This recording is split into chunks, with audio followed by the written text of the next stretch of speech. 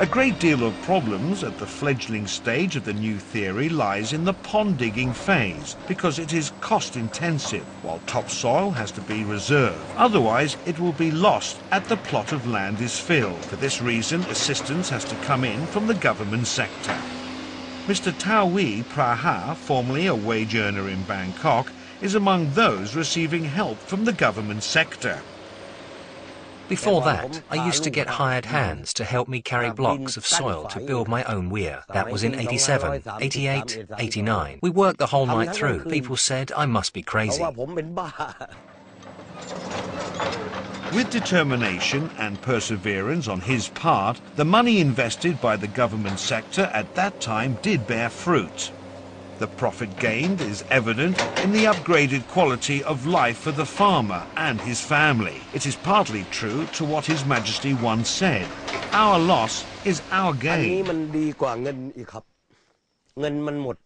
It's far better than money, which can be exhausted. What he gave us is perfect. I know I will never be poor again. You should come back sometime next month. Here, where we just removed topsoil, I will grow straw mushroom and also make compost.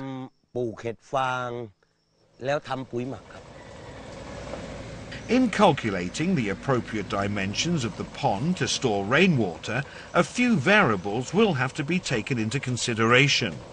Each plot of land differs in terms of the climate and the terrain.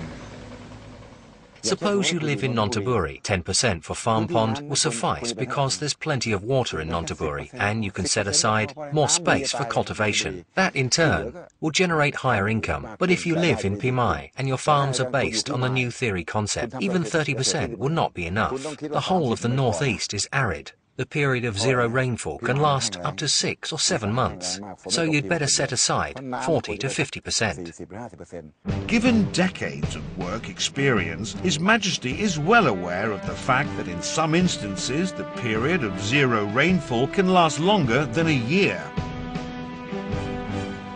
To have a farm pond in their own plot of land does not ensure a risk-free resolution. The comprehensive royal-initiated new theory, therefore, calls for at least 2 larger-sized water resources, which will feed the small-sized farm pond.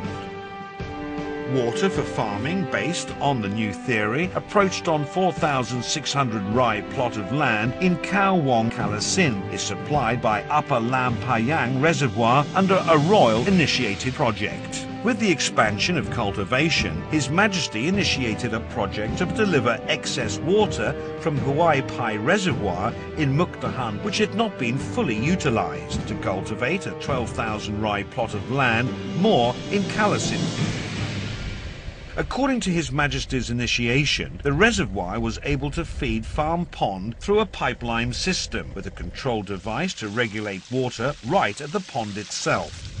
To facilitate cultivation in the vicinity of Wat Mongkon, Chai Patana, Saraburi Province, His Majesty initiated a project to build the medium-sized Hue Hin Khao Reservoir to feed farm ponds in the area, while Hue Hin Khao Reservoir is fed in turn by a large reservoir at the Ba Sak Jolasid Dam. The project thus provides a double immunity system. Water supply from Hue Hin Khao Reservoir to feed farm ponds was enabled through water delivery pipelines, which has been laid underground. Suppose an irrigation canal were to pass through your plot of land. It would cover roughly 1/3 of your land. You would earn no profits, having only the remaining 2/3. But if you owned a 20 rai plot of land, you wouldn't be much disturbed. His Majesty's initiation has sidestepped these issues completely. With the water pipelines in the ground, the problems no longer existed. Although the theory of pond digging between rows of crop has long been the common practice, the new theory was formulated out of His Majesty's calculations, which took into account the size of water supply for each crop, the rate of evaporation, which should be corresponding to that of water to be replenished by medium and large-sized reservoirs. On the average, the required storage capacity for off-season cultivation is 1,000 cubic meters per rai. Statistics showed that water stored in a farm pond 4 meters deep on a 3 rai plot of land evaporates at the average rate of 1 centimeter per day. Thus, given a 300-day period of zero rainfall in a year, the water level in the pond will drop by 3 meters, what would be the most effective way to prevent as much evaporation as possible. The calculations involved the appropriate depth of a pond. Besides, His Majesty took into account also the rate of daily evaporation, how it was accelerated with strong winds. Trees were to be planted all round the pond to decelerate evaporation as well as give it shade from the sun. Water plants were also to be grown there, also as a means to prevent evaporation. His Majesty always concentrated on maximum use of the water.